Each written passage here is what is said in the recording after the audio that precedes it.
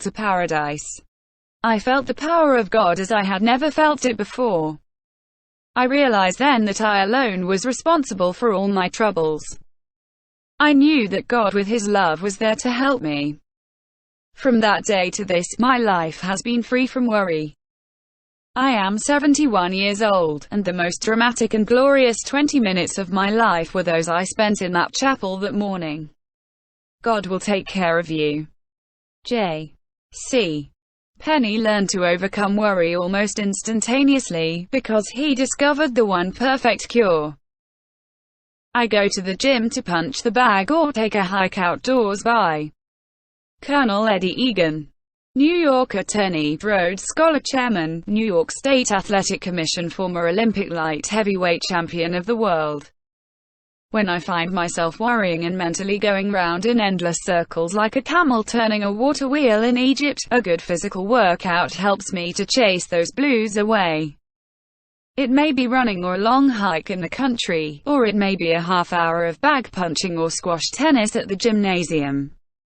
Whichever it is, physical exercise clears my mental outlook.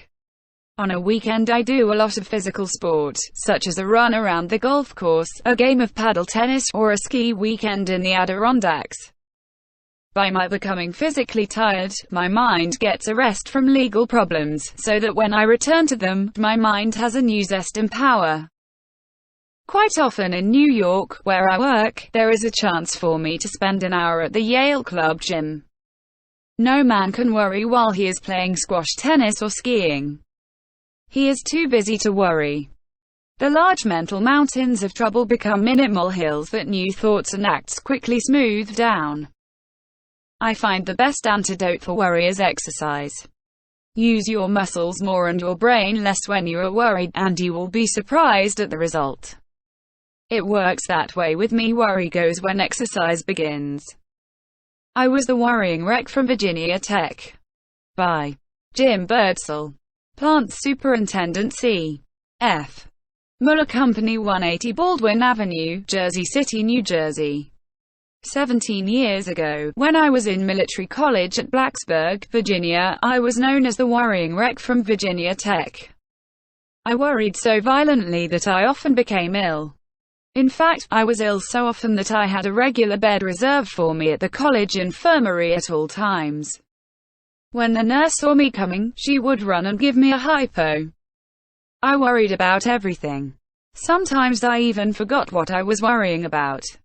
I worried for fear I would be busted out of college because of my low grades. I had failed to pass my examinations in physics and other subjects, too.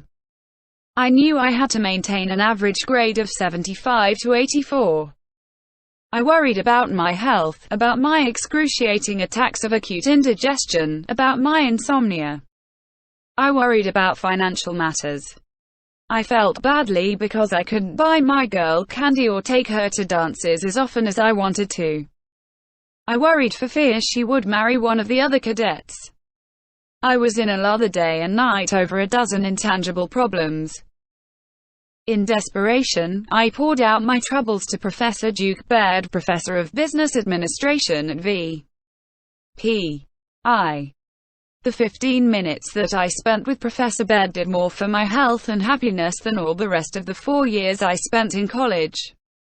Jim, he said, you ought to sit down and face the facts. If you devoted half as much time and energy to solving your problems as you do to worrying about them, you wouldn't have any worries. Worrying is just a vicious habit you have learned. He gave me 3 rules to break the worry habit. Rule 1. Find out precisely what is the problem you are worrying about. Rule 2. Find out the cause of the problem. Rule 3. Do something constructive at once about solving the problem. After that interview, I did a bit of constructive planning. Instead of worrying because I had failed to pass physics, I now asked myself why I had failed. I knew it wasn't because I was dumb, for I was editor-in-chief of the Virginia Tech Engineer. I figured that I had failed physics because I had no interest in the subject. I had not applied myself because I couldn't see how it would help me in my work as an industrial engineer. But now I changed my attitude. I said to myself, if the college authorities demand that I pass my physics examination before I obtain a degree, who am I to question their wisdom? So I enrolled for physics again. This time I passed because instead of wasting my time in resentment and worrying about how hard it was, I studied diligently. I solved my financial worries by taking on some additional jobs, such as selling punch at the college dances, and by borrowing money from my father, which I paid back soon after graduation. I solved my love worries by proposing to the girl that I feared might marry another cadet. She is now Mrs. Jim Birdsall. As I look back at it now, I can see that my problem was one of confusion, a disinclination to find the causes of my worry and face them realistically. Jim Birdsall learned to stop worrying because he analyzed his troubles. In fact, he used the very principles described in the chapter How to Analyze and Solve Worry Problems. I have lived by this sentence by Dr. Joseph R. Sizu, President, New Brunswick Theological Seminary. The oldest theological seminary in the United States, founded in 1784. Years ago, in a day of uncertainty and disillusionment, when my whole life seemed to be overwhelmed by forces beyond my control, one morning quite casually I opened my New Testament and my eyes fell upon this sentence. He that sent me is with me, the Father hath not left me alone. My life has never been the same since that hour. Everything for me has been forever different after that. I suppose that not a day has passed that I have not repeated it to myself. Many have come to me for counseling during these years, and I have always sent them away with this sustaining sentence. Ever since that hour when my eyes fell upon it, I have lived by this sentence. I have walked with it and I have found in it my peace and strength. To me it is the very essence of religion. It lies at the rock bottom of everything that makes life worth living. It is the golden text of my life. I hit bottom and survived by Ted Erickson. 16237 South Cornuta Avenue, Bellflower, California, Southern California. Representative, National Enameling and Stamping Company. I used to be a terrible worrywart, but no more.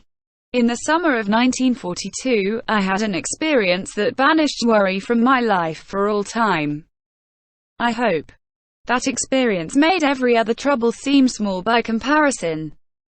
For years I had wanted to spend a summer on a commercial fishing craft in Alaska, so in 1942 I signed on a 32-foot salmon seining vessel out of Kodiak, Alaska. On a craft of this size, there is a crew of only 3. The skipper who does the supervising, an O2 man who assists the skipper, and a general workhorse, who is usually a Scandinavian.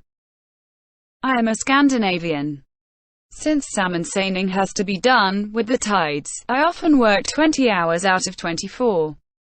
I kept up that schedule for a week at a time. I did everything that nobody else wanted to do. I washed the craft. I put away the gear. I cooked on a little wood-burning stove in a small cabin where the heat and fumes of the motor almost made me ill. I washed the dishes. I repaired the boat. I pitched the salmon from our boat into a tender that took the fish to a cannery. My feet were always wet in rubber boots. My boots were often filled with water, but I had no time to empty them. But all that was play compared to my main job, which was pulling what is called the cork line. That operation simply means placing your feet on the stem of the craft and pulling in the corks and the webbing of the net. At least that is what you are supposed to do. But, in reality, the net was so heavy that when I tried to pull it in, it wouldn't budge. What really happened was that in trying to pull in the cork line, I actually pulled in the boat. I pulled it along on my own power, since the net stayed where it was. I did all this for weeks on end. It was almost the end of me, too. I ached horribly. I ached all over. I ached for months. When I finally did have a chance to rest, I slept on a damp, lumpy mattress piled on top of the provisions locker.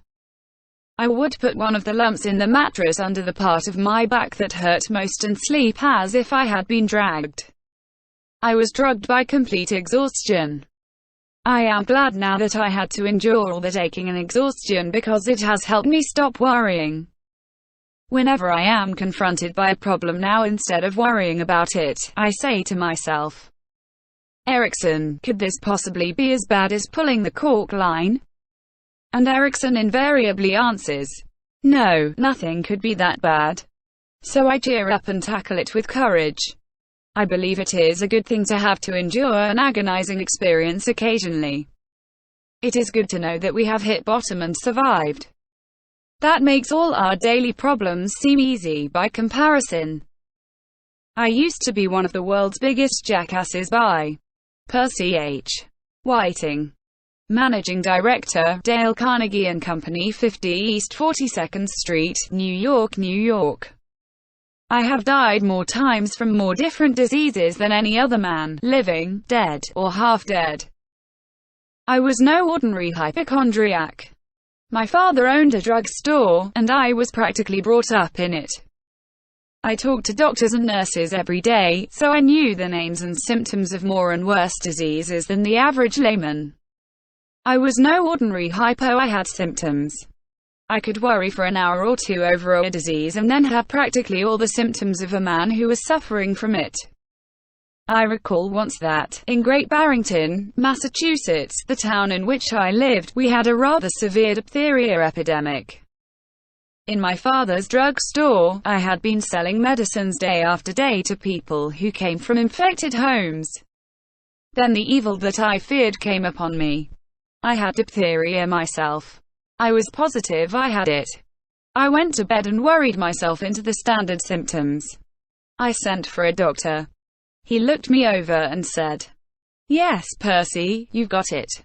That relieved my mind. I was never afraid of any disease when I had it, so I turned over and went to sleep. The next morning I was in perfect health. For years I distinguished myself and got a lot of attention and sympathy by specializing in unusual and fantastic disease. I died several times of both lockjaw and hydrophobia.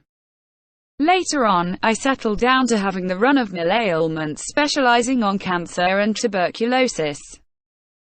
I can laugh about it now, but it was tragic then.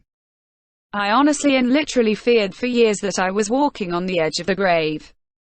When it came time to buy a suit of clothes in the spring, I would ask myself, should I waste this money when I know I can't possibly live to wear this suit out?